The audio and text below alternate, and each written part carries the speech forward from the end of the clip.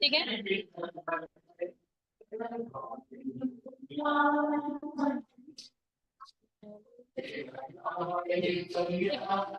Clean up left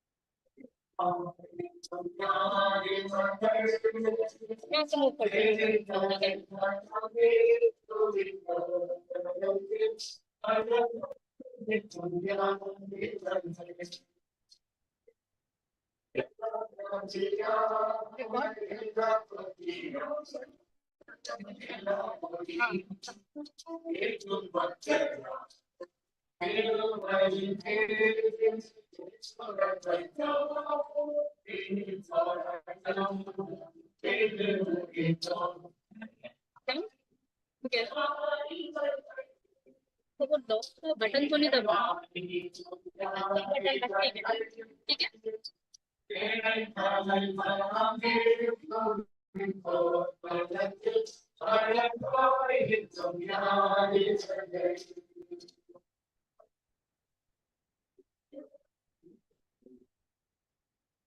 ஒவ்வொரு தோத்திர கூடுகையிலுமே வாழ்ந்து இந்த பூவுலக ஓட்டத்தை முடித்திருக்கிற அருமையான நபர்களை குறித்து பேசுவது வழக்கம். எதற்காக இது இப்படிப்பட்ட ஒரு நியதி கொடுக்கப்பட்டிருக்கிறது என்று சொல்லும்போது பலருக்கும் பல கேள்விகள் வரும். சில இடங்களில் இதை பெருமைக்கு என்று சொல்லியும் சொல்லுவார்கள். ஆனால் வேதத்திலும் இதற்கான ஆதாரங்கள் இருக்கிறது என்பது உண்மை. ஆண்டவர் இஸ்ரவேல் ஜனங்களை வழிநடத்தி வரும் பொழுது கடினமான சூழல்களை கடந்து வருகிற ஜனங்களுக்கு அநேக நினைவுகளையும் இப்படிப்பட்ட சூழல்களில் நான் உன்னை நடத்தி இருக்கிறேன் என்கிற ஒரு உண்மையான உறுதியையும் ஆண்டவர் காட்டியிருக்கிறார். யோர்தான் நதியை ஜனங்கள் கடந்து வந்த பிற்பாடு ஆண்டவர் அந்த ஜனங்களுக்கு சொன்ன ஒரு காரியம் உண்டு. எல்லா கோத்திரத்துக்கும் ஒருவராக வாருங்கள், go deep into the water. Again இன்னும் நீங்க அந்த இடத்துல எவ்வளவு ஆழத்துல இருந்து உன்னை கொண்டு வந்தனோ அதே ஜலத்தின் நடுவுக்கு நீங்க போக வேண்டும். அந்த வசனத்தை படித்து பார்த்தால் அழகாக இருக்கும். நீங்க அந்த சமுத்திரத்தினுடைய மத்திக்கு போய் நினைவாக அங்கிருந்து கற்களை எடுத்துக்கொண்டு வந்து இங்க வெளியிலே அடுக்கி வையுங்கள். எதற்காக? நாளைக்கு உங்கள் பிள்ளைகள் கேட்கும் பொழுது இப்படிப்பட்ட சூழலை நான் கடந்து வந்தேன், அது ஒருபுறம், இப்படிப்பட்ட சூழலிலும் என்னை ஆண்டவர் நடத்தினார் என்பதுதான் மெய்யான ஒரு சத்தியம். ஆக வேதத்தில் இப்படிப்பட்ட நினைவுகளை குறித்து அநேக சத்தியங்களை நம்மால் படிக்க இயலும். அதே போல நம்மோடு கூட ஒரு உன்னதமான ஓட்டத்தை ஓடி நிறைவு செய்திருக்கிற அருமையான அங்கிளை நம்ம நினைவு கூறக்கூடிய ஒரு தருணம். ஒரு 2 நபர்களுக்கு தருணம் கொடுக்கப்படுகிறது. அங்களுடைய வாழ்க்கையிலே நாம் சந்தித்த காரியங்களை நாம் ஒருபுறம் நினைவுபடுத்திக் கொள்ளவும், அங்களுடைய நல்ல வாழ்க்கையை நினைத்து ஆண்டவருக்கு நன்றி செலுத்தவும், அது மாத்திரமல்ல அப்படிப்பட்ட நல்ல கருத்துக்களை நாம் நம்முடைய வாழ்க்கையில பெற்றுக் கொள்ளவும் இந்த தருணத்தை நாம் பயன்படுத்திக் கொள்ளவும் முதலாவதாக நம்ம மத்தியில் இருக்கிற அங்கிள் ஆசீர்வாதம் அங்கிள் பிரேம் அங்கிளுடைய வாழ்க்கையில அவர்கள் சந்தித்த காரியங்களை சாட்சியின் அனுபவமாக பகிர்ந்து கொள்வாங்க.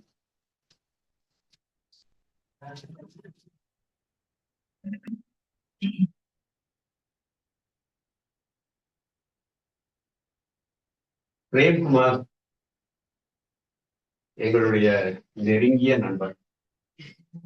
இந்த நெருங்கிய நண்பரின் முதலாவது போன வருடம் நாங்கள் நினைவு அஞ்சலி கொடுப்பதற்கு வர முடியவில்லை. இந்த நாளிலே, இந்த நினைவு நாளிலே, முதலாம் நாளிலே நான் மிகவும் மகிழ்ச்சி அடைகிறேன். அவருக்கு அஞ்சலி செலுத்தும் விதமாக இந்த நாளிலே நான் உங்கள் மத்தியிலே வந்திருப்பதற்கு நான் மகிழ்ச்சி அடைகிறேன். ஆண்டவர் எனக்கு கொடுத்த இந்த வாய்ப்புக்காக ஆண்டவருக்கு நன்றி செலுத்துகிறேன். பிரேம்குமார், நாங்கள் எங்களுடைய நட்பு வெகு காலமானது. வெகு கிட்டத்தட்ட 45 வருடங்கள் உண்டான ஒரு நட்பு. இந்த 45 ஆண்டுகள் எப்படி ஆரம்பித்தது என்றால் 1979 ஆண்டு 1979 நானும் ரோஹிணியும் இந்த டெல்லி பட்டணத்துக்கு வந்து 2 மாதங்கள் கழித்து ஆலயத்துக்கு நாங்கள் வந்தோம், தமிழ் சர்வீஸ்ல. அப்பொழுது எங்களை தேவதாசனுக்கும் ஹெப்சிபா ஆண்டியும் எங்களை அன்போடு வரவேற்றார். அதை நான் நினைவு கூறுகிறேன். இந்த நேரத்தில் அவர்கள் எங்களை அன்போடு வரவேற்ற உடனே அவர்கள் என்னோடு பேசினார்கள். எங்களோடு பேசும் பொழுது அவர்கள் ரோஹிணியுடைய அம்மாவை பற்றி விசாரிக்கும் பொழுது பேரை சொன்ன உடனே அவர் சொன்னார்கள், ஐயோ என்னுடைய கிளாஸ்மேட், உங்க அம்மா என்னுடைய கிளாஸ்மேட் அப்படின்னு சொன்ன உடனே ஹெப்சிபா ஆண்டி மிகவும் சந்தோஷப்பட்டார். எங்களை அதிகமாக நேசிக்க ஆரம்பித்தார்கள். விசேஷமா அந்த நாளில் இருந்து இந்த குடும்பத்தோடு நாங்கள் குடும்பத்திலே அத்தனை பேரும் எங்களை நேசிக்கிறவர்களாகவும் எங்களோடு பழகுகிறவர்களாகவும் நடந்து கொண்டார்கள். இந்த நேரத்திலே அந்த பிரேம்குமார் எனக்கு 1 வயதுக்கு தான் இளமையானவர். ஆனாலும் அன்போடு அவருடைய பெயருக்கு இலக்கணம் அன்பை பகிர்ந்து கொள்வார் எப்பொழுது. அப்படி திருமணத்துக்கு பிறகு கிருபாவும் ஒன்றாக இணைந்து எங்களோடு நண்பர்களாக ஒரு குடும்பமாக பழகி வந்தார்கள். இத ஒரு நேரத்திலே ஒரு காரியத்தை நான் நினைக்க விரும்புகிறேன். அவர்கள் பிரேம்குமார் எப்பொழுதுமே ஆலயத்துக்கு எல்லாரும் ஒழுங்காக வர வேண்டும் என்று எல்லாரும் ஒழுங்காக ஆராதனைகளை கலந்து கொள்ள வேண்டும் என்று எல்லாரையும் உற்சாகப்படுத்துகிற ஒரு நண்பர். நாங்கள் ஆரம்ப காலத்திலே பொன்மலர் ஆலன் அண்ணன் குடும்பம், அடுத்தால விஜயா ஆண்ட்ரூ அண்ணன் குடும்பம், அடுத்தால பப்பி குடும்பம், இன்னும் எங்கள் குடும்பம், நாங்க எல்லாரையும் எங்களை அந்த கோயில்ல உள்ள கேரல் கிரவுண்ட்ஸ்க்கு எல்லாரையும் உற்சாகப்படுத்துவோம். நான் அதிகமா பழகிறவன இல்லை, ஆனாலும் எதையும் எழுந்து போட்டு அவங்க அப்படியாக உற்சாகப்படுத்துவாங்க இல்ல. அதே போல இந்த நாட்கள்ல, அதற்கு பிறகு உள்ள நாட்கள்ல யங்ஸ்டர்ஸ் தன்னுடைய குடும்பம், தன்னுடைய நண்பர்களின் குடும்பம், பக்கத்தில் உள்ள அத்தனை குடும்பங்களும் எல்லாரும் ஆலயத்துக்கு ஒழுங்காக வர வேண்டும், ஆலயத்துக்கு ஒழுங்காக ஆராதனை செய்ய வேண்டும் என்று உற்சாகப்படுத்துவதிலே ஒரு நல்ல மனிதராக வாழ்ந்தார். அவர் நண்பர்கள் குடும்பங்களாக இணைந்து ஆண்டவரை ஆராதிக்க வேண்டும் என்பதிலே விருப்பம் உள்ளவர், அதிலே வல்லுநர் என்றே நான் சொல்லுவேன். அவர்களுடைய அப்ரோச் என்று அப்படி இருந்தது. அப்படிப்பட்ட இந்த பிரேம்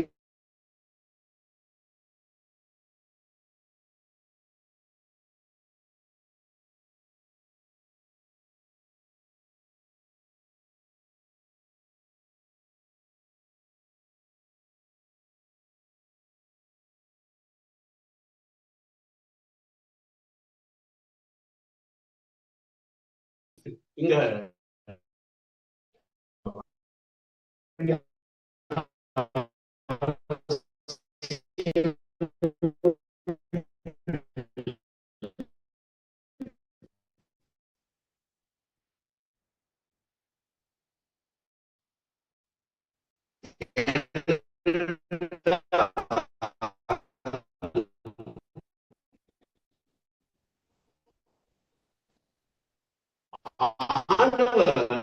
எல்லா மனிதரும் ஒரு நாள் மரணத்தை சந்திக்க வேண்டும்.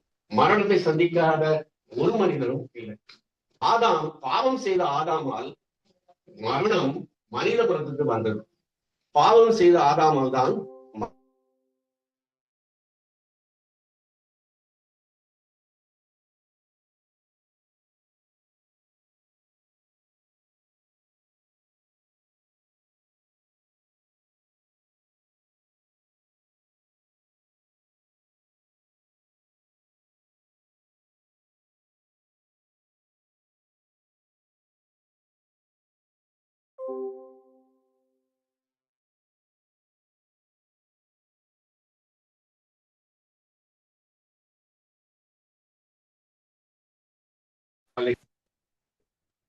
பரலோகத்துக்கு போகக்கூடிய அந்த நீதியின் கிரியைகளை நடத்தும்படியாக அவர் சொல்கிறார். முதலாவது தேவனுடைய ராஜ்யத்தை, அவருடைய நீதியையும் பரலோகத்துக்கு வேண்டிய வழியை நாம் இந்த உலகத்தில் நாம் நடத்தி கொண்டிருப்போம். நீதிகளை கொண்டிருப்போமானால் நம்ம ஆண்டவர் வழி நடத்துவார். கர்த்தர்தாமே ஸ்டீவன் ஃபேமிலிக்கும் ராஜா ஃபேமிலிக்கும் இன்னும் மிக க்ளோஸான அந்த ஒவ்வொரு உறவினர்களுக்கும் ஆறுதலையும் தேடுதலையும் நல்ல நினைவுகளுக்காக நாம் ஆண்டவருக்கு நன்றி செலுத்துவோம். தொடர்ந்து இன்னும் ஒரு சத்தத்தையும் நாம் கேட்போம். பொன்மலர் ஆலன்.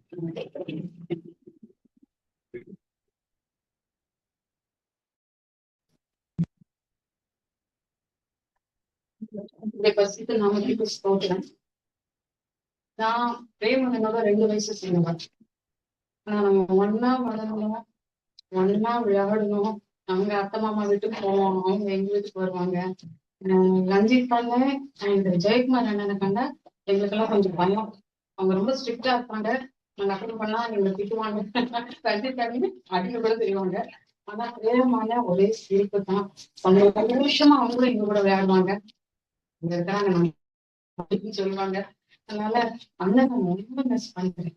எப்படி வந்துன்னா அண்ணன்ட்ட நான் ரொம்ப கண்டு அண்ணன்ட்ட வியந்த குணம் என்னன்னா, அண்ணன் எவ்வளவு தூரம் ஹாஸ்பிட்டல் போனாலும் ஐசியூல இருந்தாலும் நம்ம அண்ணிக்கு போன் பண்ணுவோம்.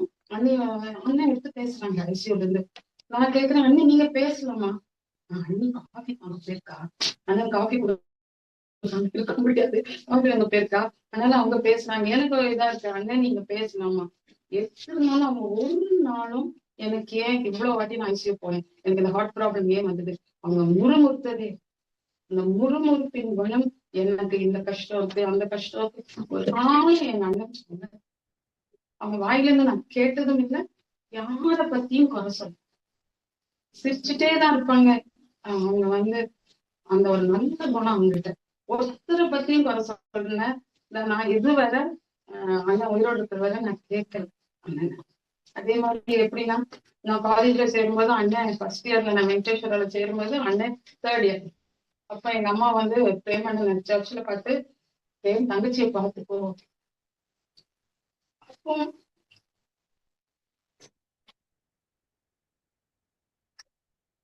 காலேஜ்ல ஏதாவது ஃபங்க்ஷன் எது லேட்டாலும் என்ன பஸ்ல ஏற்றி விட்டுதான் போவாங்க.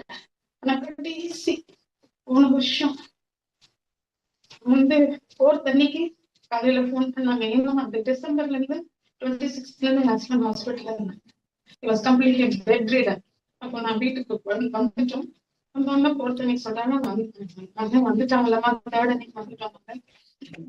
சூப் கொடுத்து நல்லா நல்லா பதவி நம்ம திருநெல்வேலிக்கு போலாம், ராஜா பையன் நம்ம பார்க்கலாம்னு சொல்றாங்க 4th அன்னைக்கு. அப்போ ஆனா காலையில எனக்கு நியூஸ் வந்துருச்சு, அங்க I still miss it. இப்போ அங்க சந்தோஷமா சாமியோட நல்லா பாடுவாங்க, சத்தமா வாய் திறந்து பாடுவாங்க. December 11th to last year December 18th வரை எங்க வீட்டுல இருந்தாங்க. அப்போ அம்மா உங்களுக்கு எல்லாம் தெரியும், ரெவரண்ட் சார்ல்ஸ் வைஃப் அங்கதான் இருக்கிறாங்க எங்க அபார்ட்மெண்ட்ல. சோ எல்லாரும் சேர்ந்து நாங்க ஒரு ஃபேமஸ் பாட்டு, ஆசீர்வாதம் தெரியும், தந்தனத்தானா பாட்டு பாடணும். சத்தமா கை தட்டி பாடினாங்க தந்தனத்தானா பாட்டு. அதை நான் ரெக்கார்ட் பண்ணி வச்சிருந்தேன். எனக்கு தேடிட்டே இருந்தேன், எனக்கு கிடைக்கல, தெரியல. அவ்வளவு அழகா பண்ணாங்க. ஐயரம்மா நானு அண்ணன் 3 பேரும் அந்த தந்தனத்தானா பாட்டு பாடினோடனே ரொம்ப சந்தோஷமா அந்த பேச்சுலரா இருக்கும்போது நம்ம டைப்ல கதா காலேஜ் கேட்பேன். அதுக்கப்புறம் வில்லுப்பாட்டு. வில்லுப்பாட்டு இருக்கும்போது அண்ணனுக்கு வந்து ஒரு டேலண்ட், அது காட் கிவன் டேலண்ட். அவங்க கடம் வாசிப்பாங்க. ஆனா அப்ப பிராக்டிஸ் நடக்கும், எங்க வீட்டுலதான் நடக்கும். அப்ப என்ன பண்ணுவாங்க, ஒரு கடம் முடிச்சிருவாங்க. அப்போ அந்த சான்ஸ் வந்து சொல்லுவாங்க, மெதுவா அடி மெதுவா அடி. நான் நல்லா பண்ணுவாங்க. கரெக்டா என்னமோ கடம் படிச்சவங்க மாதிரி இவ்வளவு அழகா பண்ணுவாங்க. நிறைய சர்ச்ல நம்ம டெல்லி ஃபுல்லா அவங்க எல்லாம் பெர்ஃபார்ம் பண்ணாங்க. YMCல போய் பெர்ஃபார்ம் பண்ணாங்க. கதா காலேஜும் இந்த வில் பாட்டு அந்த சமயத்துல அண்ணனுக்கு அந்த டேலண்ட கற்றுக் கொடுத்திருந்தாரு. ரொம்ப சந்தோஷமா இருக்கும். நாங்க இன்னொரு விஷயம் வந்து நான் சொல்ல விரும்புறேன்னா, எப்படி பப்பி பிள்ளைகளை நேசிச்சாங்களோ, எப்படி வந்து ஸ்டீஃபன் அண்ட் ராஜாவோட போனுக்காக அண்ணன் வெயிட் பண்ணுவாங்களோ, அந்த மாதிரி என்னுடைய வீட்டுல என்னுடைய 2வது மகள் சுமி, ஜெனி போன் அவங்க தினம் மாமாட்ட பேசணும். பேசாட்டி அப்செட் ஆயிடுவாங்க. போன் பண்ணி எனக்கு ஏன் இன்னைக்கு பிள்ளைங்க பேசல, நீ போன் பண்ணி கேளு மாமாட்ட ஏன் பேசல அப்படின்னு சொல்லிட்டு நான் போன் பண்ணி கேட்டு அது எல்லாம் 3 கான்ஃபரன்ஸ் போட்டு தினம் பேசணும் மாமாட்ட. பேசாட்டி ரொம்ப வருத்தப்பட்டுருவாங்க.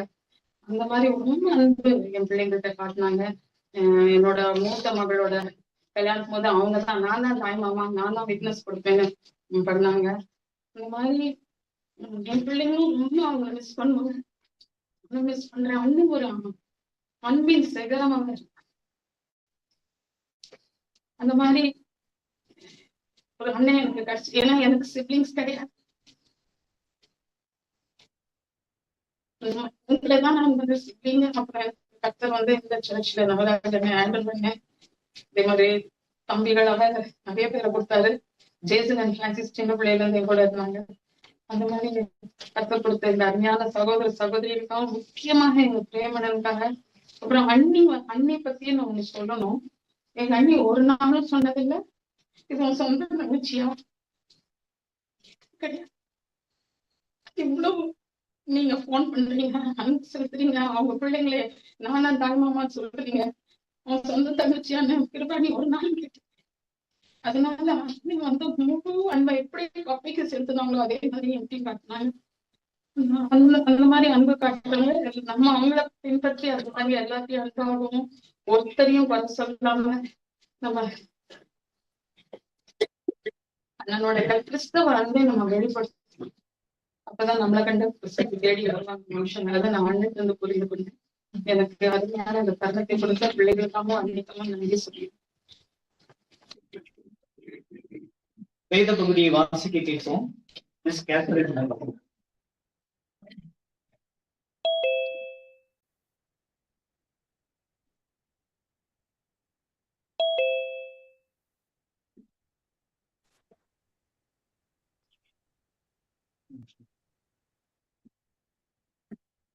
Brothers and sisters, we do not want you to be uninformed about those who sleep in death, so that you do not grieve like the rest of mankind, who have no hope. For we believe that Jesus died and rose again, and so we believe that God will bring with Jesus those who have fallen asleep in him. According to the Lord's word, we tell you that we who are still alive, who are left until the coming of the Lord, will certainly not precede those who have fallen asleep. For the Lord himself will come down from heaven with a loud command, with the voice of the archangel, and with the trumpet call of God. And the dead in Christ will rise first. After that, we who are still alive and are left will be caught up together with them in the clouds to meet the Lord in the air. And so we will be with the Lord forever. Therefore, encourage one another with these words. 1 Thessalonians chapter 4, verses 13 to 18. மரணம் என்று சொன்னால் மீண்டும் அதே வார்த்தையை சொல்லுகிறேன். உள்ளத்திற்குள் ஏதோ ஒரு நிலைமையில் ஒரு கலக்கம் தான் வருகிறது. ஆனால் கிறிஸ்தவ கண்கள் தான் அல்லது வேதத்தின் கண்கள் தான் இந்த மரணத்திற்கு ஒரு வித்தியாசமான ஒரு விளக்கத்தை நமக்கு கொடுக்கிறது. ஒருவேளை வெஸ்டர்ன் கல்ச்சர்ல அங்க இருக்கிற திருச்சபைகளினுடைய முன்னணியத்தை பார்த்தா, ஆலயத்திற்குள்ள போய் ஆண்டவரை ஆராதித்து விட்டு வாசல் வழியா வருகிறவர்கள் முதல்ல பார்க்கிறது எதுவா தான் இருக்கணும், கல்லறைகள் தான் நிறைய இருக்கு.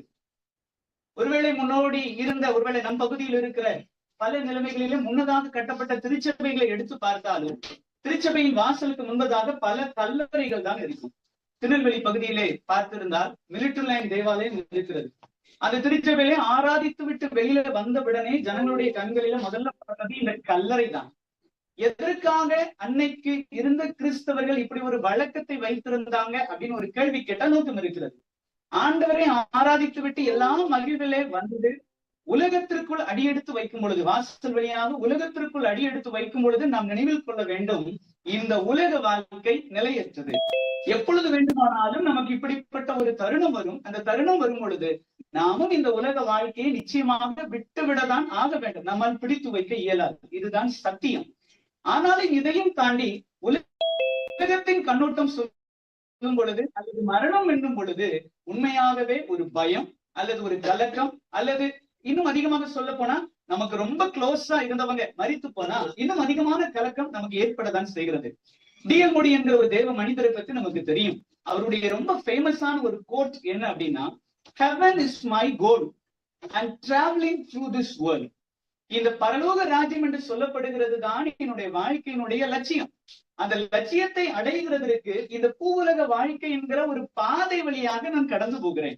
அப்ப இந்த பூவுலக வாழ்க்கையில நான் நின்று விட்டேன் என்று சொன்னால் என்னுடைய லட்சியம் அல்லது கோல் அதை நிச்சயமாக என்னால் பெற்றுக்கொள்ளவே முடியாது. அதற்குத்தான் வேதத்திலே பல நிலைமைகளிலே ஒருவர் ஆற்றுகிறதற்கு, தேற்றுகிறதற்கு இப்படிப்பட்ட வசனங்கள் கொடுக்கப்பட்டிருக்கிறது. வாசிக்க கேட்ட வசனம் 1 தெசலோனிக்கேயர் அதனுடைய 4ஆம் அதிகாரத்திலே 13ஆம் வசனத்திலிருந்து சொல்லப்பட்டிருக்கிறது. இந்த வசனத்தினுடைய பின்னணியம் 3 கேள்வி. இந்த வசனத்தில் இருக்கிற சத்தியம் அந்த 3 கேள்விக்கான விடை, அவ்வளவுதான். தெசலோனிக்கே திருச்சபைக்கு பவுல் அப்போஸ்தலன் இந்த சத்தியத்தை எழுதுவதற்கான நோக்கம் என்ன? இந்த தெசலோனிக்கே பட்டணத்திலே கிறிஸ்துவின் சுவிசேஷத்தை அறிவித்தவர் பவுல் அப்போஸ்தலன். பிற்பாடு அந்த ஜனங்கள் அவ்வப்போது எப்படி இருக்கிறாங்க, அவர்களை என்கரேஜ் பண்ணணும். எந்த இடத்துல அவர்கள் குறைந்து இருக்கிறாங்க, எந்த இடத்துல நல்விதத்தில் இருக்கிறாங்க, அதை என்கரேஜ் பண்ணுகிறதற்காக கடிதம் எழுதுவது இந்த பவுல் அப்போஸ்தலனுடைய வழக்கம். அதில் குறிப்பிட்ட நிருபங்கள் தான் மத்தியிலே கொடுக்கப்பட்டிருக்கிறது. வேத புத்தகமாக அது நமக்கு கொடுக்கப்பட்டிருக்கிறது.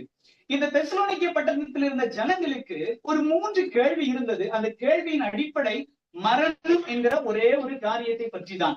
இந்த மரணம் எப்பொழுது வரும், இல்ல இந்த மரணத்தை குறித்து நான் நிச்சயமாக பயப்பட வேண்டுமா, இந்த மரணம் நடந்தால் என்னவெல்லாம் நடக்கும் என்று சொல்லி இவர்களுக்கு பல கவலை. அந்த 3 கேள்வியை நான் சொல்லுகிறேன். ஒருவேளை இன்னைக்கு நம்மோடு கூட நெருக்கமாக வாழ்ந்து ஒருவேளை ஒருவர் மரித்து போனான்னு சொன்னா அவருடைய நினைவு எப்பொழுது அதிகமாக நமக்கு வரும்னு சொன்னா, நம்ம வீட்டுல ஏதாவது ஒரு நிகழ்வு நடக்கும் பொழுது இந்த இடத்துல அவர் இருந்திருந்தா நல்லா இருந்திருக்குமே, அல்லது இந்த இடத்துல அவர் இருந்தா சேமமா நமக்கு நடத்தி கொடுத்திருப்பாரு, ஒரு நினைவு நமக்கு வரும். இந்த ஜனங்களுக்கு ஒரு வித்தியாசமான சிந்தனை. காரணம் என்ன? இயேசுவானவர் இந்த உலகத்திலே வாழ்ந்து பரத்திற்கு ஏறும் பொழுது ஒரு வாக்கியத்தை சொல்லிவிட்டு போனாரு. என்ன சொன்னாரு? நான் மீண்டும் வருவேன் அப்படின்னு சொன்னார்.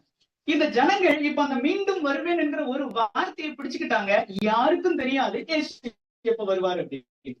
இன்றும் நாம் அதை தான் சொல்லி ஆயத்தப்பட்டு காத்து கொண்டிருக்கிறோம். Jesus is coming soon. 2000 வருடங்களை நாம் கடந்து வந்து கொண்டிருக்கிறோம்.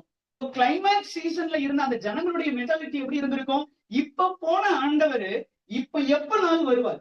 அது அடுத்த மொமெண்டா இருக்கலாம், அல்லது 1 மாசம் கழிச்சா இருக்கலாம், அல்லது 1 வருட காலம் தள்ளியா கூட இருக்கலாம். ஆனா எப்பனாலும் சரி ஆண்டவர் வருவார், சீக்கிரத்துல வந்துருவார். இதுதான் அந்த ஜனங்களுடைய ஒரு பெரிய சிந்தனை. நம்முடைய திருச்சபையினுடைய பழைய வரலாறு அதையெல்லாம் தோண்டி பார்த்தால் இந்த ஜனங்களுக்குள் இருந்த நம்பிக்கை குறித்து நம்மால் கற்றுக்கொள்ள இயலும். நமக்கு தெரியும், மார்கழி மாசத்துல இயேசு வருவார் அப்படின்னு சொல்லி திடீர்னு கதை உருவாக்கி விடுவாங்க. திடீர்னு சொன்னாங்க 2025 முடிஞ்சு போச்சு. இப்ப ரீசெண்டா பாத்தீங்கன்னா தெரியும் 2026 போக மாட்டோம், ஒரு தாத்தா நோவா தாத்தா மாதிரி ஒரு பேழையை செய்யறாரு அப்படின்னு சொல்லி ஒரு நியூஸ் வந்துருச்சு. அது கடைசியில இந்த நியூ இயர் ஆரம்பிக்கும் போது அந்த தாத்தாவை அரெஸ்ட் பண்ணிட்டாங்க அப்படின்னு. இன்னைக்கு ஜனங்கள் எப்படியெல்லாம் இந்த காரியங்களை சொல்வதற்கு காரணம் ஒரே ஒரு காரியம், இயேசு சொல்லிட்டு போனாரு, அவர் வருவார். ஆனா இந்த தெசலோனிக்கே திருச்சபையில் இருந்த மக்கள் ரொம்ப க்ளோசஸ்ட் டைம், இயேசு இப்பதான் போயிருக்கிறாரு, இப்ப வந்துருவேன்னு சொல்லிட்டு போயிருக்காரு, எப்பனாலும் வரலாம், ஐ எம் ரெடி அப்படிங்கிற சூழல்ல இருக்கிறாங்க. இப்ப இவங்களுக்கு ஒரு பெரிய கேள்வி. என்ன கேள்வி? ரைட்டு, இயேசு போயிருக்கிறாரு, இப்ப வர போறாரு, இப்ப என் கூட இருந்த ஒருத்தன் மரிச்சிட்டானே, இப்ப இவனுக்கு இயேசுவை எப்படி சொல்றது, அல்லது இவன் எப்படி இயேசுவோடு ஐக்கியப்படுவான்? இது இவர்களுக்கு ஒரு பெரிய கேள்வி. இந்த கேள்வி அவர்களை இன்னும் ஆட்டிக்கொண்டே இருக்கிறது. ஒன்று, கூட இருக்கிற ஜனங்கள் செத்து போய் மரித்து போயிட்டாங்கன்னா இயேசு வரும்போது அவனுக்கு பங்கு இல்லையே. இதுதான் இவருடைய முதல் கேள்வி. ரெண்டாவது, இந்த வசனத்தை இன்னும் கொஞ்சம் படிச்சு பார்த்தா 2 வார்த்தை இருக்குது அதுல. ஒண்ணு நித்திரை, அந்த நித்திரைக்கும் பல வார்த்தைகள் சொல்லலாம். அதுக்கு புரியும்படி சொல்லணும்னா, ஒண்ணு தூக்கம், இன்னொன்னு மரணம். இப்ப இந்த ஜனங்கள் எதை நம்பினாங்க? புதியதாக கிறிஸ்துவை ஏற்றுக்கொண்டவர்கள், முதல் தலைமுறை விசுவாசிகள் அப்படின்னு சொல்லலாம். இப்ப இந்த ஜனங்களுக்கு மரணம் அப்படின்னா என்ன அப்படின்னு அவங்களுக்கு தெரியல. ரெண்டாவது, அவர்களுக்கு இருந்த ஒரு பெரிய ஒரு கேள்வி என்னன்னா, மரணத்தை அவர்கள் நினைத்தது it's a kind of long sleeping mode. அவங்க அப்படி கோமா ஸ்டேஜ்ல அப்படியே இருப்பாங்க. அவங்க இல்லைன்னு சொல்ல முடியாது, இருக்காங்கன்னு சொல்ல முடியாது. அவங்க அப்படிப்பட்ட சூழல்ல இருக்கிறாங்க அவங்க முதல்ல நம்பினாங்க. இது அவர்களுடைய இரண்டாவது ஒரு சிந்தனை. மூன்றாவது, இவர்களுக்கு ஒரு சிந்தனை என்ன? ஒரு மனிதனுடைய வாழ்க்கை இந்த உலகத்துல முடிஞ்சிச்சு அப்படின்னா முடிஞ்சு போச்சு, there is nothing else. அதற்கு பிற்பாடு ஒன்றுமே இல்லை. இந்த 3 கேள்வி அல்லது 3 சந்தேகம் அல்லது 3 மிஸ் அண்டர்ஸ்டாண்டிங் இந்த தெசலோனிக்கே பட்டணத்திலே கிறிஸ்தவர்களாக மாறிய ஜனங்களுக்கு இருந்துச்சு. இப்ப இந்த ஜனங்களுக்கு இந்த தெளிவை கொடுக்கிறதுக்கு தான் பவுல் அப்போஸ்தலன் இந்த கடிதத்தை, இந்த 2 கடிதமும் சுருக்கி கொடுக்கப்பட்டிருக்கிறது. படிச்சு பார்த்தா அழகாக தெரியும். இதற்கான பதிலை தான் நீங்க அழகாக சொல்லுகிறார். முதலாவது, இவர்கள் மரணத்தை குறித்து இது ஒரு kind of long sleeping mode. அதற்கப்ப அவங்க இருக்காங்கன்னு இல்லைன்னு சொல்லி ரொம்ப வருத்தப்பட்டு கொண்டிருந்தாங்க. அப்பதான் அந்த வசனத்தை சொல்றாரு. அந்த வசனத்தை வாசிக்கிறேன். 4ஆம் அதிகாரம் 13ஆம் வசனத்திலே, நித்திரை அடைந்தவர்களின் நிமித்தம் நீங்கள் நம்பிக்கையற்றவர்களான மற்றவர்களை போல துக்கித்து அறிவில்லாது இருக்க மனது இல்லை அப்படின்னு சொல்லி எழுதுறாரு. இதுல 2 வார்த்தை நான் மறுபடியும் சொல்றேன். மற்றவர்களை போல. இதுல யார் அந்த மற்றவர்கள் சொன்னா, நான் முதல்ல சொன்னேன், இவர்கள் முதல் தலைமுறை கிறிஸ்தவர்கள், முதல் தலைமுறை விசுவாசிகள். எல்லாரும் அங்கிருந்த கூட்டத்துல இருக்கிறவங்க இயேசுவை ஏற்றுக்கொண்டு வரல. அவங்களுடைய சொந்தக்காரங்க, சொக்காரங்க, சுத்தி இருந்தவங்க இன்னும் அங்கு இருந்த நிலைமையிலே விக்கிரகங்களோடு தான் ஐக்கியப்பட்டு கொண்டிருந்தாங்க. அவர்களுக்குன்னு சொல்லி ஒரு சில கஸ்டம்ஸ், அவர்களுக்குன்னு சொல்லி ஒரு சில ட்ரெடிஷன் இருந்துச்சு. இப்ப அதுல இருந்து வந்தவர்கள், இப்ப பவுல் சொல்றாரு, மற்றவர்களை போல அறிவில்லாமல் அல்லது அறியாமல். இந்த வேர்டு கொஞ்சம் ஹார்ஷா இருக்குது, ஆனா இத மூல பாஷையில படிக்கும் போது சிந்தனையற்றவர்களாக அந்த ஒரு நல்ல ஒரு வார்த்தை இருக்கிறது. இப்ப அதான் சொல்றாரு, அறிவில்லாத இருக்க அப்படின்னா, நீங்க நினைக்கிறீங்க ஒருவர் மறைச்சிட்டாருன்னா அவர் இருக்காருன்னு சொல்ல முடியல, இல்லன்னு சொல்ல முடியல, it's a kind of sleeping mode அப்படின்னு சொல்றீங்க. கிடையாது, இது அறிவில்லாத தன்மையை காட்டுகிறது என்று சொல்லி இந்த வார்த்தையை பவுல் ஆழமாக எழுதுகிறார். மற்றவர்களை போல நம்பிக்கையற்றவர்களாக நீங்கள் இருந்தீர்கள் என்று சொன்னால், கிறிஸ்துவை பின்பற்றுகிற உங்களுக்கும் மற்றவர்களுக்கும் என்ன வித்தியாசம் இருக்கிறது? மரணத்தை குறித்த புரிதல் உங்களுக்கு நிச்சயம் வேண்டும். சொல்ல போன அந்த வசனத்தை எழுதும்போது கொஞ்சம் ஹார்ஷாவே எழுதி இருப்பாரு. சின்ன வயசுல நம்ம எல்லாத்தையும் கேட்டிருப்பாங்க, யாருக்கெல்லாம் பரலோகத்துக்கு போகணும், யாருக்கெல்லாம் இயேசு சுவாமி கிட்ட போகணும்னு ஆசை இருக்கு அப்படின்னு சொன்னா இப்பவும் சொல்லுவோம், எல்லாருக்கும் ஆசை இருக்கும். ஆனா அடுத்த கேள்வி உடனே கேட்பாங்க, எத்தனை பேருக்கு மரிக்கிறதுக்கு ஆசை இருக்குன்னு சொன்னா யாருமே கை தூக்க மாட்டோம். நிச்சயமா கை தூக்க மாட்டோம். ஏன்னா அந்த இடத்திற்கு போகிறதற்கு ஆசை. ஆனா இந்த இடத்துல மரணத்தை குறித்த சிந்தனை நமக்கு இல்ல. மரணத்தை குறித்த பயம் அல்லது புரிதலற்ற தன்மை இருக்கிறது. அதனால அதை கண்டாலே நமக்கு பயம். முதல்ல நான் சொன்னேன், மரணம் அப்படின்னு சொன்னாலே நமக்கு கலக்கத்தை தான் கொடுக்கிறது. ஆனால் வேதத்தின் வெளிச்சத்தில் தான் அதனுடைய காரியத்தை உண்மையாக நாம் புரிந்து கொள்ள இயலும். இந்த ஜனங்களுடைய தன்மை இதுதான். புதியதாக வந்தவர்கள் இப்ப மரித்தவர்கள் என்ன செய்வாங்க அப்படிங்கிற ஒரு கலக்கத்துல இப்ப அந்த இதுதான் சொல்லும் போது, நம்பிக்கையற்றவர்களாக நீங்கள் இராதீர்கள் என்று சொல்லி முதலாவது அவர்களுக்கு ஒரு தெளிவை கொடுக்கிறாரு. இரண்டாவது அவர்களுக்கு ஒரு பெரிய கேள்வி. ரைட்டு, இயேசு இப்பதான் போனாரு, மறுபடியும் வருவாரு. இப்ப மரிச்சு இப்பதானே போயிருக்கிறாங்க. இந்த கொஞ்சம் கேப்புக்குள்ள ஒரு 10 வருஷம் கேப், ஒரு 20 வருஷம் கேப்புக்குள்ள போயிருக்கிறாங்களே, இப்ப இவங்களுக்கு இயேசுநாதருக்கு சம்பந்தம் இல்லையே, இதை என்ன செய்யறது அப்படின்னு சொல்லும் போது பவுல் தொடர்ந்து அந்த வசனத்துல அதை ஆழமாக எழுதுகிறார். என்ன சொல்லுகிறாரு? அடுத்த வசனத்தின் கடைசி வார்த்தையை வாசிக்கிறேன். இயேசுவுக்குள் நித்திரை அடைந்தவர்களையும் தேவன் அவரோடு கூட கொண்டு வருவார் அப்படின்னு சொல்லி இந்த வசனத்தை எழுதுகிறாரு. இப்ப இந்த வார்த்தை எதை சொல்லுகிறது? மரணத்திற்கு பிற்பாடு இந்த உலகத்துல ஒருத்தர் வாழ்க்கை முடிஞ்சிச்சுன்னு நினைக்கிறீங்க? இல்ல, it's a kind of beginning. அடுத்தது ஒரு துவக்கம் இருக்கிறது. அது எப்ப நடக்கும்? நீங்க நினைக்கிறீங்க மரிச்சிட்டாங்க, இயேசுவானவர் அவருடைய மீண்டும் வருகைன்னு சொல்லப்படுகிற அந்த 2ஆம் வருகையில இவர்களுக்கு பங்கு இல்லை அப்படின்னு சொல்லி நினைக்கிறீங்க. நிச்சயமா இல்ல. அந்த ஆண்டவர் வரும் பொழுது மரித்தவர்களையும் தன்னோடு கூட கூட்டிக் கொண்டு வருவார். அதனுடைய அடுத்த வசனத்தை படிச்சு பார்த்தா இன்னும் ஆழமா இருக்குது. உயிரோடு இருக்கிற நீங்களும் நானும் மரித்தவர்களுக்கு முன்னே நாம போக போறது இல்ல, முதலாவது மரித்தவர்கள் தான் எழுந்திருப்பார்கள் என்று சொல்லி பவுல் அப்போஸ்தலன் அந்த தெளிந்த சத்தியத்தை இந்த ஜனங்களுக்கு அழகாக கொடுக்கிறார். ஏன் இப்படி இந்த ஜனங்களுக்கு இப்படி ஒரு கேள்வி வந்திருக்கணும்? நாங்கள் உயிரோடு இருக்கிறோம், மரித்து போனவர்களுக்கும் இயேசுவுக்கும் சம்மந்தம் இல்லாமல் போய்விட்டது. என்ன செய்ய போகிறாங்க? ஒரு நல்ல ஒரு கன்சர்ன். ஆனால் வேதம் சொல்லுகிற சத்தியம் ஒன்றே ஒன்றுதான், மரித்தவர்களுக்கு நாம் முந்தி போகவில்லை.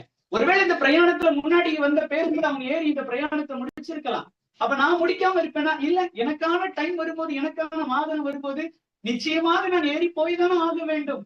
ஆனாலும் ஆண்டவருடைய வருகையின் தருணம் முதலான பங்கு யாருக்கு கொடுக்கப்படுகிறது என்று சொன்னால், கிறிஸ்துவுக்குள் மரித்திருக்கிற சாட்சியம் ஜீவியத்தோடு வாழுகிற ஜனங்களுக்கு அது கொடுக்கப்படுகிறது.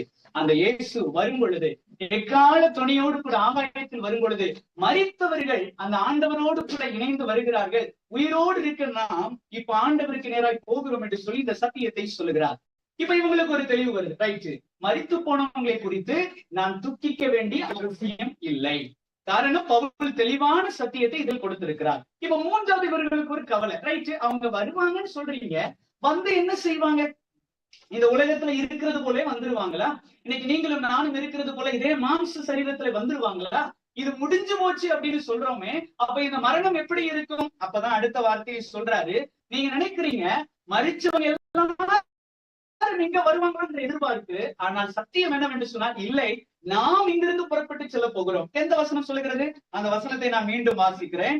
உயிரோடு இருக்கும் நாமும் கர்த்தருக்கு எதிர்கொண்டு போக மேகங்கள் மேல் அவர்களோட கூட ஆகாயத்தில் எடுத்துக் கொள்ளப்பட்டு இவ்விதமாய் கர்த்தருடனே கூட நாம் ஐக்கியப்பட்டிருப்போம். அதுதான் சத்தியம்.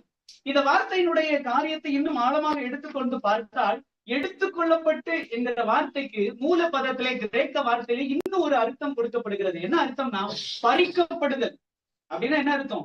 என் உயிர் என்னிடமிருந்து பறிக்கப்படும் அப்படின்னா என்ன சொல்ல வருகிறேன்னா, நம்ம கையில் ஒண்ணும் இல்லை.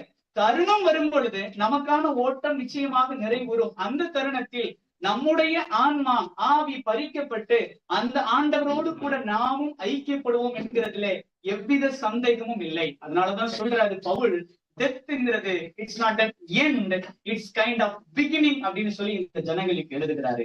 இவர்களுக்கு இருந்த 3 கேள்வி, 3 விதமான மிஸ் அண்டர்ஸ்டாண்டிங். இப்ப பவுலினுடைய வார்த்தை இந்த ஜனங்களை தேற்றுகிறது. ஆனாலும் கடைசியில ஒரு வார்த்தையை பவுல் அப்போஸ்தலன் சொல்லி முடிக்கிறாரு. என்ன சொல்லி முடிக்கிறது? ஆகையினால் இந்த வார்த்தைகளினால் நீங்கள் ஒருவரையொருவர் தேற்றுங்கள். இந்த வசனத்தை கொஞ்சம் படிச்சு பார்க்கும்போது பல கேள்வி வந்தது. மரணத்தை குறித்த சிந்தையற்றவர்களாக இருக்கணும் அப்படின்னு சொல்றாரு. கிறிஸ்தவர்களுக்கு அது பயமே இருக்கக்கூடாதுன்னு சொல்றாரு.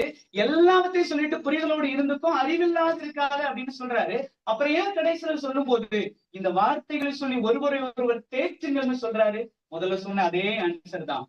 கிறிஸ்தவ கண்ணோட்டம் நமக்கு ஒருவேளை ஒரு வெளிச்சத்தை கொடுக்கலாம். ஆனாலும் நீங்களும் நானும் வாழுகிற இந்த சமுதாயம் என்கிற கண்ணோட்டத்தில் பார்க்கும் பொழுது, பிரிவு அல்லது மரணம் என்னும் பொழுது நிச்சயமாக நமக்கு வருத்தத்தை தான் கொடுக்கிறது. அந்த வருத்தத்தை எடுத்துக்கூட யாரால் கூடும் இப்படிப்பட்ட சத்தியத்தினால் நீங்களும் நானும் ஒருவரை ஒருவர் தேற்றிக் கொள்ளுகிறதற்கு அழைக்கப்படுகிறோம். அதையும் தாண்டி சொல்ல போனா ஆண்டவர் சொல்லுகிறாரு, உலகம் தரக்கூடாத சமாதானத்தை தருகிறேன், என்னுடைய சமாதானத்தை நான் தருகிறேன், அதை ஒருவனும் உன்னிடத்தில் எடுத்து போட மாட்டான் அப்படின்னு சொல்லி ஆண்டவர் தன்னுடைய சமாதானத்தை ஆண்டவர் தருகிறேன் என்று சொல்கிறார். அன்பானவர்களே, கிறிஸ்தவ வாழ்க்கையிலே பலவிதமான சத்தியங்களை படித்தாலும் இந்த மரணம் அல்லது ஆண்டவருடைய வருகை என்கிற காரியங்களை குறித்த புரிதல் நிச்சயமாக நமக்கு இருக்க வேண்டும். கிறிஸ்தவத்தினுடைய இன்று இருக்கிற நிலைமையின்படி ஆணி வேர் என்னன்னு சொன்னா ஒரே வார்த்தையில சொல்லிடுவாங்க, கிறிஸ்து வருகிறார் வருகிறார் அப்படின்னு சொல்லி. ஆண்டவர் வருகிறார்னு சொல்லுகிற நாம் இந்த மரணத்தை குறித்த சிந்தையற்றவர்களாக இருந்தால் நிச்சயமாக அந்த ஆண்டவருடைய வருகையில் நீங்களும் நானும் பங்கெடுக்கவே முடியாது. ஒருவேளை மரித்து போனவர்கள் சொல்ல வசனத்தின்படி பார்த்தா ஆண்டவருடைய தருணத்திற்காக அவர்கள் காத்திருக்கிறார்கள். ஒருவேளை பிரேமக்களை குறித்து சொல்லும் போது ஒரே ஒரு காரியத்தை சொல்லலாம். இந்திய மிஷனரி சங்கத்துல டெல்லியில வியாழன் ஒரு பிரேயர் நடக்கும். 7:30க்கு ஆரம்பிச்சு கரெக்டா 8:10க்கு முடிஞ்சிடும். 7:30க்கு தான் அந்த மீட்டிங் லிங்க் ஆன் பண்ணுவேன். ஆனா பிரேமக்கள் இருந்த நாட்கள் முழுவதும் கரெக்டா 7:15க்கு எனக்கு கிளிக் அப்படின்னு ஒரு மெசேஜ் வரும். அதுல இருந்து எது மெயில்ல இருந்து வரும். என்ன சொல்லி வரும்னா, Prem Kumar is in waiting room. அதே வேட நான் திருப்பி சொல்றேன், Prem Kumar is in waiting room. அவர் ரெடியா இருக்கிறாரு பிரேயருக்கு அப்படின்னு அதே வார்த்தையை சொல்லி நான் இந்த நாளினுடைய சிந்தையை முடிக்கிறேன். ஒருவேளை இந்த உலகத்தை பாதையை அவருக்கு முடித்து இருக்கலாம், ஆனால் ஆண்டவருடைய வருகைக்காக uncle is in waiting room. அந்த தருணம் வரும் பொழுது அங்கிள் முதலாவது வருவாங்க. ஒருவேளை நாமும் அந்த தருணத்துல இந்த உலகில் இருந்தோம் என்று சொன்னார், நம்முடைய உயிரும் எடுக்கப்படும் அந்த ஆண்டவரோடு ஐக்கியப்படுவதற்காக.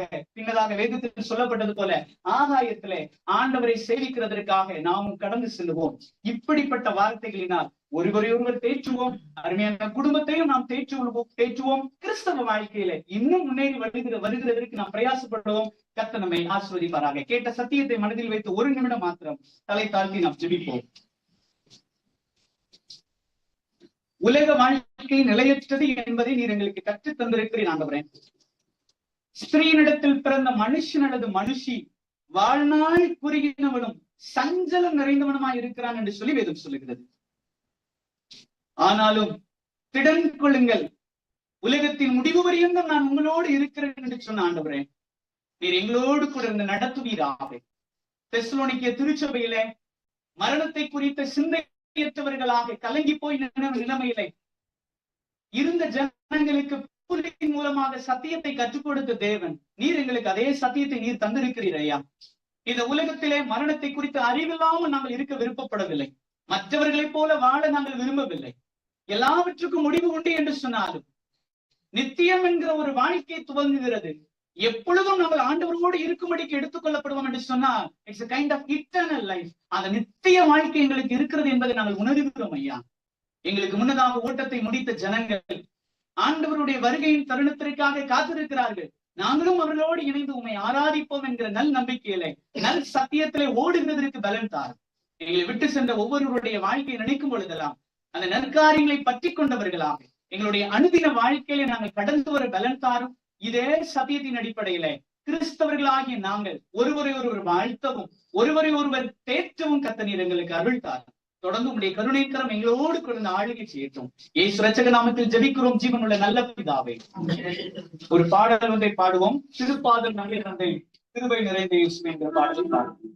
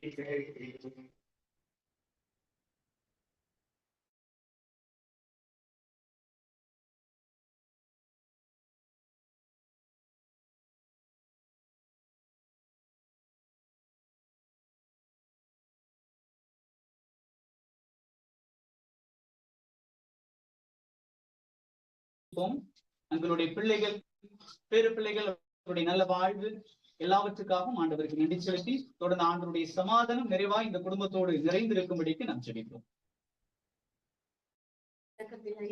நல்ல தகப்பனே, இந்த நல்ல ஆண்டவரே துதி இந்த ஸ்தோத்திர ஜெபத்துக்காக நாங்க நன்றி செலுத்தி ஜெபிக்கிறோம். கடந்த ஒரு ஆண்டுகளாக ஆண்டவரே போல பாதுகாத்தீரப்பா, திருப்பாக்களை நீங்க தேக்கி கொண்டு வந்தீர தகப்பனே. அருமையான பிள்ளைகள் ஆண்டவரே, ராஜாவுடைய குடும்பத்தையும் ஆண்டவரே ஸ்டீபனுடைய குடும்பத்தையும் தேய்ச்சி ஒவ்வொரு நாளும் அவங்களுக்கு நீர் ஆண்டவரே ஆறுதலின் தேவனாயிருந்து அவங்களை பலப்படுத்தினீரப்பா. உங்களுக்கு நன்றி தகப்பனே. அப்பா, அண்ணன் விட்டு சென்ற அந்த காரியத்தை அடிக்கடி நாங்கள் பேசிக்கொள்வோம். அப்பா, அண்ணனை மாறி பொறுமையா சிரித்த முகத்தோடு எப்பொழுதும் இருக்கணும்னு சொல்லி நம்ம நினைப்போம் தகப்பனே. அப்பா, ஒவ்வொருவரும் தகப்பனே அந்த குடும்பத்தின் பிள்ளைகளும் அதே மாதிரி தகப்பனே புன்முறுவலோடு எல்லாத்தையும் சகிக்கக்கூடிய பலனையும் ஆண்டவரே அப்பா ஒருவருக்கு ஒரு அன்பாயும் தகப்பனே அவர்கள் வைத்து சென்ற அந்த முன்மாதிரியை பின்பற்ற நீர் தகப்பனே. அப்பா, நீர் தாமே இந்த கடந்த ஒரு வருடமும் நீர் எப்படி நடத்தி வந்தீர் என்பது எங்களுக்கு தெரியாதப்பா. நீங்க அவ்வளவு அருமையாக அவங்களை நடத்திட்டு வந்தீரப்பா. அவங்களை தேய்ச்சி நீர் தகப்பனே குடும்பத்தின் பிள்ளைகளுக்கு ஒவ்வொருவரும் கூட நீர் இருந்து ஆறுதல் படுத்தினீர தகப்பனே. அப்ப நாங்கள் இன்னைக்கு அந்த தெசலோனிக்கேயர்ல கற்றுக்கொண்டது போல ஒருவர் தேற்றுங்கள் என்று சொன்னீரப்பா. நாங்களும் ஆண்டவர் இந்த குடும்பத்தாருக்கு தேற்றக்கூடியவர்களாய் தகப்பனே, அவர்களும் ஒருவரை தேற்றக்கூடியவர்களாய் காணப்பட நீங்க உதவி செய்ய தகப்பனே. ஆண்டவரே, நம்முடைய கருத்தை நாங்கள் ஒப்பு கிடைக்கிறோம். நீரே அவங்களை செய்த விதமாக திருப்பாக்காவை நீங்க தேய்ச்சி ஒவ்வொரு நாளும் சமூகத்திலிருந்து ஆண்டவரே புதுமைகளை பெற்று மற்றவர்களுக்கு சொல்லக்கூடிய ஒரு மகளாய் தகப்பனே, மற்றவர்களை தேற்றக்கூடிய ஒரு மகளாய் காணப்பட நீங்க பலப்படுத்துங்க. அப்ப அதே மாதிரி குடும்பத்திலும் அவருடைய மருமகள் ஆண்டவரே பேர குழந்தைகள் ஒவ்வொருவரையும் நீங்க தேய்ச்சி தகப்பனே, அவர்களையும் அந்த தேசத்திலே சாட்சிகளாக வைத்து தகப்பனே. அப்ப உங்களுடைய பிள்ளைகளை ஆண்டவரே சாட்சியாக அந்த வயிற்று சென்ற அந்த அன்பின் ஊழியத்தை செய்ததுனால கிருபைகளை தருவீராகப்பா. ஸ்ரீமன் குடும்பத்தையும் ஆண்டவரே, சீனா ஆண்டவரே, 3 வரையும் இரத்த கொட்டைகளை அவர்கள் கொடுக்கிறப்பட அவர்களும் ஆண்டவரே அண்ணன் செய்த அந்த வித்தை அப்பா எல்லாரிடமும் அன்பாக பழகுவாங்க தரப்பட. அப்ப அதே மாதிரி அன்பாக நம்முடைய பிள்ளைகள் ஆண்டவரே எல்லாருடன் காணப்பட்டு அவர்களும் மற்றவர்களுக்கு ஒரு ஆசீர்வாதமான பிள்ளைகளை ஜீவிக்க பலன் கொடுப்பீராங்கப்பா. ஆண்டவரே இந்த திருச்சபையில ஆண்டவரே ஒரு நல்ல சாட்சியாக ஆண்டவரே அவங்க குடும்பத்தை நீர் வைத்திருக்கிறீரப்பா, உங்களுக்கு நன்றி. தொடர்ந்து ஆண்டவரே இந்த குடும்பத்தை ரத்த கொடைகளாக நாங்கள் ஒப்பு கொடுக்கிறோம். உமக்கண்டு அவர்களை எழுப்பி சாட்சியாக ஜீவிக்கத்தக்கதாக தகப்பனே. அப்ப நான் அமிழ்ந்து போகாதபடி சோர்ந்து போகாதபடி தகப்பனே, நீர் நியமித்த ஓட்டத்தில் அவர்கள் பொறுமையாய் ஓடத்தக்கதாக தகப்பனே. ஒவ்வொருவரையும் ஆட்சி தேர்ச்சி வழி நடத்துவீராக. வந்திருக்கிற உற்றார் உறவினர்கள் ஒவ்வொருவரையும் ஒரு கருத்துல ஒப்பு கொடுக்கிறோம். நீர் தாமே ஆட்சி தேர்ச்சி ஆண்டவரே நாங்களும் மற்றவருக்கு ஒரு முன்மாதிரியாக ஆண்டவரே எந்த நாளும் அப்படியே ஒரு ஸ்மைல் பண்ணி சிரித்த முகத்தோட காணப்படுவார்கள் தகப்பனே. அது ஒரு முன்மாதிரியாக நாங்கள் எடுத்து நாங்களும் எங்களுடைய வாழ்க்கையில ஓடுறதுக்குதான பலனையும் வல்லமையும் தருமுறை நாங்கள் செபிக்கிறோம். எல்லா துதிகான மகிமையும் உமக்கே கொடுக்கிறோம். நீர் இந்த குடும்பத்தை ஆட்சி தேர்ச்சி வழி நடத்தும். இயேசு கிறிஸ்துவின் மூலம் ஜெபிக்கிறோம் பரிசுத்தமுள்ள பிதாவே. பரமண்டலங்களில் இருக்கிற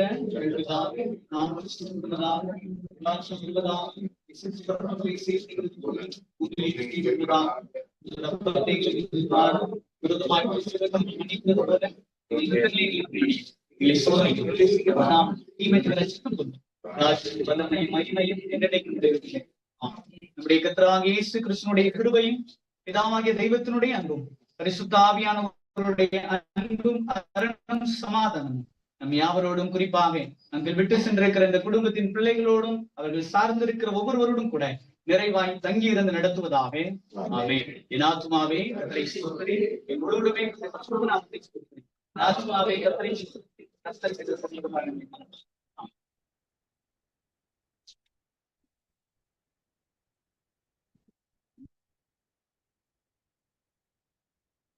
On behalf of our family, I just want to say thank you to each and every one of you.